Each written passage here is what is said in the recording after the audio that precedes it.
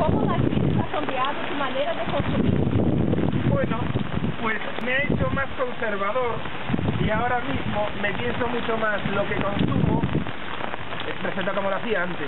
Ahora no se me ocurre comprar nada sin meditarlo. Ya no realizo compras impulsivas y cualquier cosa que compro, antes de comprarla, comparo en todo y en general consumo mucho menos que antes.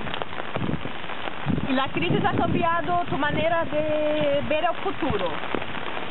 Claro, la crisis lo que me ha hecho ser más conservador, vamos a ser mucho más previsor. Ten en cuenta que, igual que esta situación en la que me encuentro ahora no era esperada, yo no esperaba que esto pasara ni tan rápido, ni que pasara con la intensidad que ha pasado. Lógicamente, si me ha pillado el toro ahora soy mucho más previsor de cara al futuro.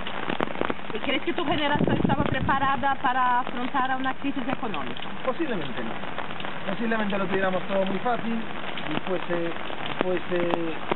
la forma de vida que tuvimos, siempre todo era posible y posiblemente no estuviéramos preparados para que de repente algo no fuese posible. O para quedarnos sin empleo, quedarnos sin ingresos, no poder pagar las hipotecas. Yo creo que de esta magnitud nadie se esperaba. Yo mismo no me lo esperaba. Bueno, como otros